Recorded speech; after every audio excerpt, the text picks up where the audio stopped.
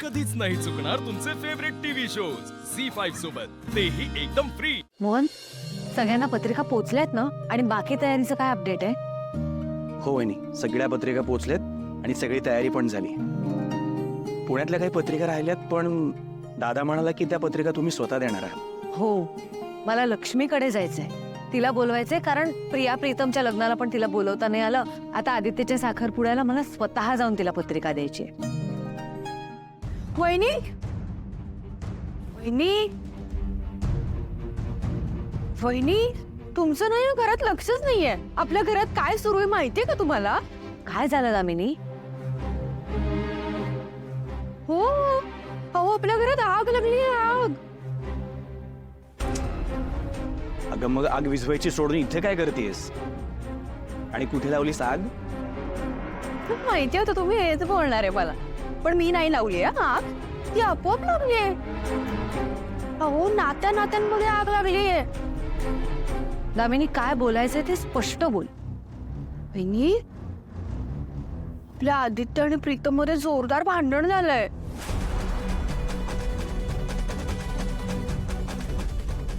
तू झोपेत तरी आहेस किंवा तुला स्वप्न पडले?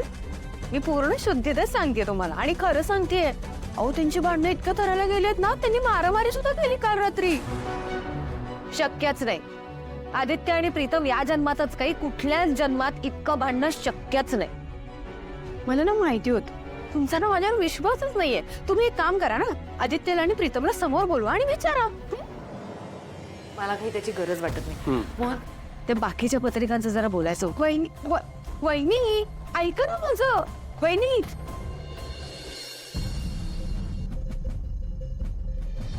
प्रिया मॅडम, मी तुम्हालाच भेटायला येत होते। हा मग काय झालं? प्रिया मॅडम, एक लई मोठी अडचण झाली आहे। कसली अडचण? काल रात्री आदित्य सर आणि प्रीतम सरांमध्ये जे काय बी झालं ना, ते समजा देवी यांना कळलं आहे। काय? पण तुम्हाला नीट सांग, नेमकं काय कळलंय? सांगते। आदित्य सर आणि प्रीतम सर एकमेकांशी बोलत नाहीत, हे कळलं आहे देवी यांना। पण हिंना कोणी सांगितलं? दामिनी मॅडमने सांगितलं। दामिनी काकूंना तरी कसं कळलं ते मला नाही माहिती। पण हे बघा, देवी यांना जर काही समजलं ना, तर त्यांना लई त्रास होईल। त्यांना हे कळता कामा नये। हे बघा प्रिया मॅडम, काल रात्री जे काय बी झालं त्याचा तुम्हाला बी त्रास होतोय, मला कळतंय, पण आपल्याकडे दुसरा पर्याय नाही। जे काय बी करायचंय ना, ते आपल्यालाच करावं लागेल। हारू, मला तुझी काळजी समजते। आईंच्या होणाऱ्या त्रासासमोर माझा त्रास अगदीच क्षुल्लक आहे, पण तू म्हणतेस तसं आईंना या सगळ्याची जरा पण भनक लागली असेल ना, तर त्यांनी त्या दोघांना समोरासमोर बोलावून खरं खोटं करण्याची सगळ्यात जास्त शक्यता आहे। आणि जर का तसं झालं तर आदित्य सर देवी यांना समज खरं सांगून टाकतील, कारण आदित्य सर देवी यांशी कधी बी खोटं बोलत नाहीत, आणि प्रीतम सुद्धा खोटं बोलणार नाही। आधीच त्यांच्या मनात आदित्य दादांबद्दल खूप राग भरला, आणि रागाच्या भरात ते काय बोलून जातील ना, त्यांना पण कळणार नाही। प्रिया मॅडम, आपण एक काम करूया, म्हणजे आपण त्यांना सांगूया की देवी यांनी जर का त्यांना विचारलेस तर आमचं भांडण झालंच नाही असं त्यांनी देवी यांना सांगू दे, असं त्यांना आपण सांगूया। हा, तुम्ही एक काम करा, तुम्ही प्रीतम सरांशी बोला, मी आदित्य सरांशी बोलते। मलाही तेच योग्य वाटतंय, तू नको काळजी करू, मी बोलते प्रीतमशी। ओय,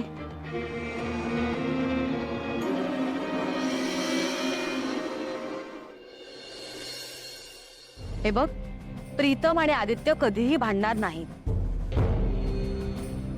हा, म्हणजे त्यांच्यात वाद होतात, पण भांडण नाही होत कधी।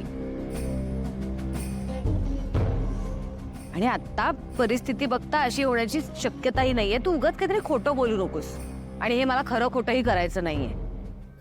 बहिणी, तुम्ही ना प्रत्येक वेळी असंच करता, म्हणजे मला माहितीये माझ्या बाबतीत लांडगा आला रे आला असं झालंय, पण खरंच सांगायला येत असते तुम्हाला नेहमी। तुम्ही एकदा तपासून बघा ना, माझ्या इच्छेसाठी।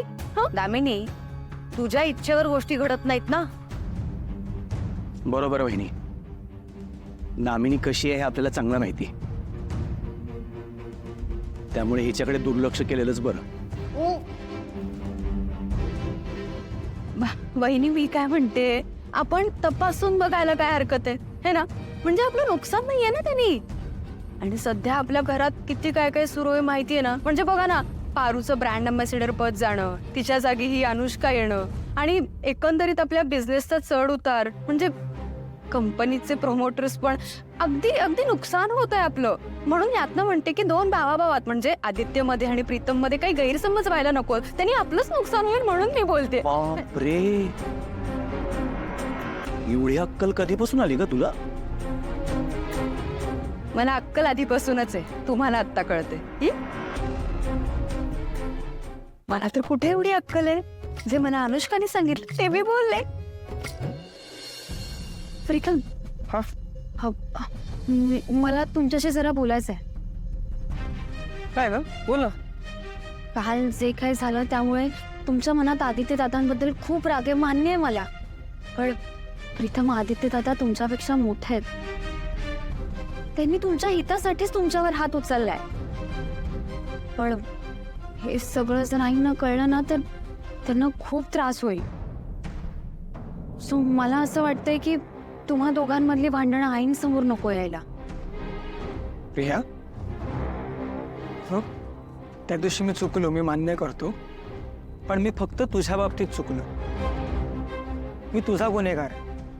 त्यामुळे तू जर म्हणत असशील ना तर शिक्षा म्हणून मी दिवसभर तुझ्या अवतीभोवती उठाबशा घालायला तयार आहे. पण म्हणून दादासाठी आईकडे खोटं बोलणं किंवा त्याची माफी मागणं हे मला नाही जमणार. बरं, ठीक आहे. म्हणजे अजूनही मला हे पटलेलं नाहीये. पण तुझ्या समाधानासाठी दामिनी, आपण हे खरं खोटं करू.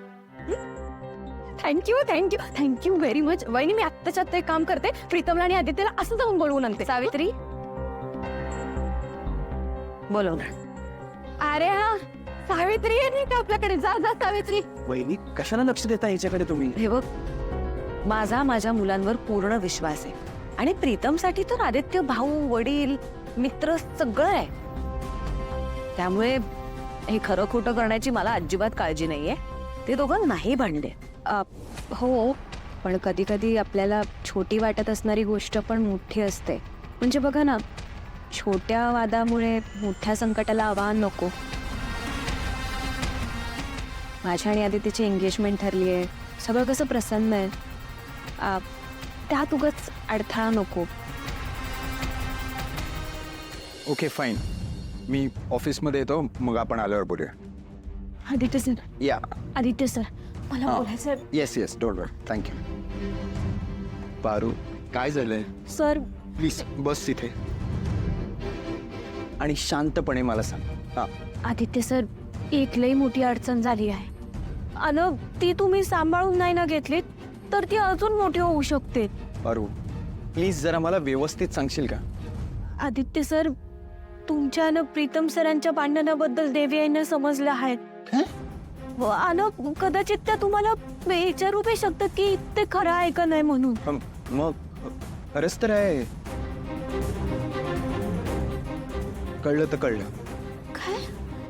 उलट आई प्रीतमला त्याच्या चुकीची शिक्षा देईल आणि तेच योग्य राहील. झी 5 ॲप डाउनलोड करा आणि पहा सर्व एपिसोड्स एकदम फ्री.